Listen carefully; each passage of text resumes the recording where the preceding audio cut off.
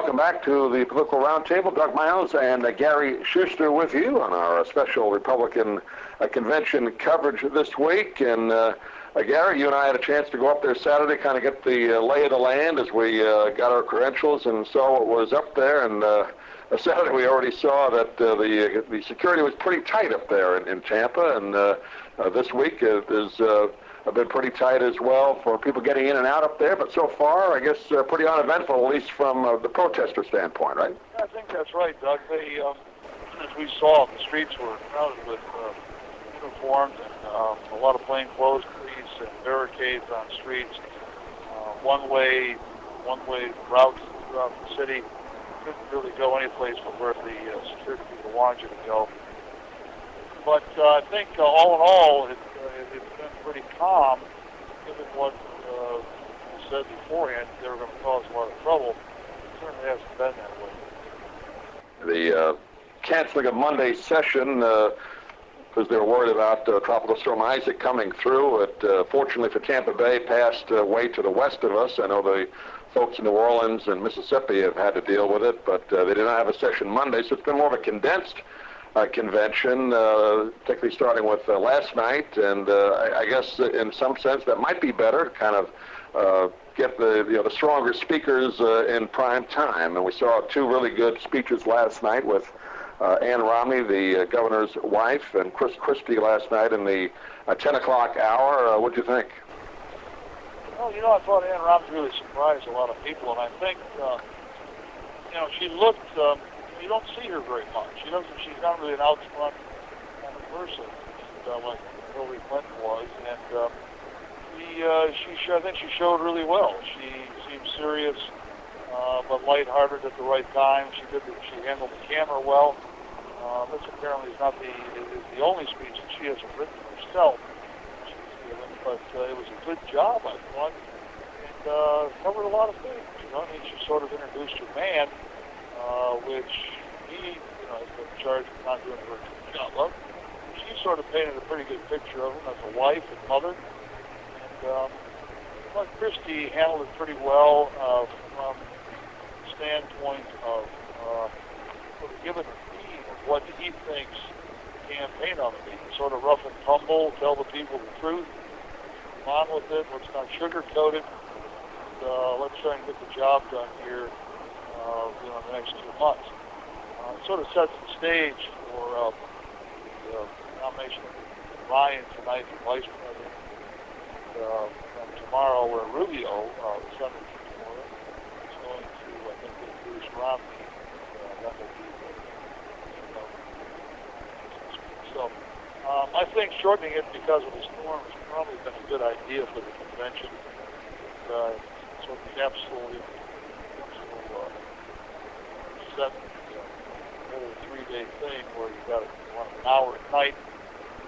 Unless you want to go online and stream, or if you want to go to PBS, watch sort of gavel to gavel from 7 until 11. It's I think they're accomplishing what they want to do. Yeah, the cable channels, you can. They're showing some of the other speeches, and in the earlier hours, 10 o'clock is the primetime hour where the major networks are doing. It used to be that they would cover all three hours of prime time a night, but those years are long gone, Gary. I know you've covered several conventions going back to Carter and Reagan, where pretty much the networks were there the whole time, and now it's just about an hour a night. So it's a whole different ballgame, although now you have all the social media, so it's all available to people, but not necessarily on primetime network television. Right, exactly. Well, the Mets have lost a lot of audience over the years. They're more dedicated to making money. They are making friends here, and so they are running real programming during the primetime hours up till 10 o'clock, and then they're given 1 hour these conventions, this one this week, and then the Democrats in Charlotte coming up. So the old line is follow the money, and that's exactly what it's here. And as you say, you look at it on social media, whether it's tweeting, or streaming, or whatever it may be. I was looking at, I think, New York Times, the Washington Post, Associated Press, the Wire Service are all streaming online gavel-to-gavel coverage, which is the old media outlets doing new things. And the new media outlets are trying to do what the old ones did by putting out, long-form magazine-style pieces on the Huffington Post, which is an online news source. So everybody's doing everything, whether they're old and doing new or new and doing old. There's plenty of stuff out there for you to get your hands on. Just getting back to the speeches from Tuesday night, I was very impressed, too, with Ann Romney's speech. I thought the presentation was a very relaxed presentation, almost off the cuff. Same with Chris Christie. I think a lot of people might have been expecting a little bit more from the hip style. That's kind of been his forte. People up in New York, New Jersey area know him as not afraid to say what's on his mind. I think he did that last night, but I do believe they kind of had him tone it down a little bit. I think he could have been a little. I think people were expecting him to be a little tougher on President Obama, although I thought he did a pretty good job of outlining what the Republican platform is going to be. But very enjoyable speech. I think both speakers did a great job of kind of setting the tone. And as we'll see tonight with Paul Ryan's speech, I think he'll be more of the attack dog, don't you?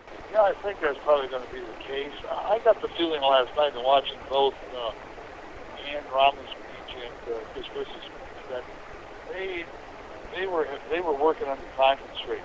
In 1 hour to get these speeches done without being cut off by the networks for the 11 o'clock. Right. So I got the feeling that both of them were sort of speeding through it. She stepped on a couple of applause lines, as did he. She could have waited for after a couple of times things like "this man won't fail," and she sort of waited for it, but she could have waited a little longer. She was afraid to run over because then Christie wouldn't have time to run. So I thought they were a little bit rushed, but they got the job done. And like I say, she was sort of a surprise today because nobody's really seen her do this kind of thing. I thought she handled herself really well. Yeah, the one thing about the Republican convention so far, I would assume the Democratic convention will be the same. It has been run almost to the stopwatch. When they say a speaker's going to start, it's been pretty accurate so far, and the first couple of days of getting the speech on and off on time. In the past, we've seen, I think going back to, remember the Democratic convention, I think it was 72 in Miami Beach, where Senator McGovern at that time didn't get to make his acceptance speech till like 2 or 3 in the morning. So in the past, that had been a problem. They've had problems though with Al Sharpton, who was given 5 minutes to talk for 30 a few years ago. They've had a lot of people run over. And last night I was watching the earlier coverage on C-SPAN. And all the governors, the governor of Ohio, Kasich, the governor of Virginia, they were very good, I thought, but they were limited, I think, between 5 and 10 minutes. And they stayed strictly on that clock.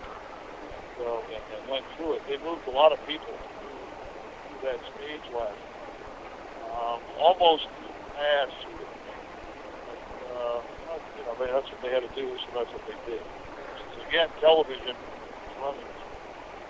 And on Wednesday, the nominee 4 years ago who has the experience of running against President Obama, John McCain, spoke. A relatively brief speech. I thought he might do a little longer, and he spoke, although he did not really go talk a lot about his campaign 4 years ago. He talked a little more about the military and foreign policy aspect. Paul Ryan, as we'll talk about on our next edition, we'll get to speak tonight. You have Condoleezza Rice and Mike Huckabee also giving speeches on Wednesday night. So some people that people out there would know about, familiar faces making speeches tonight, and then we get into the real heavy hitter tomorrow night when Mitt Romney makes probably the most important speech of his political career, right?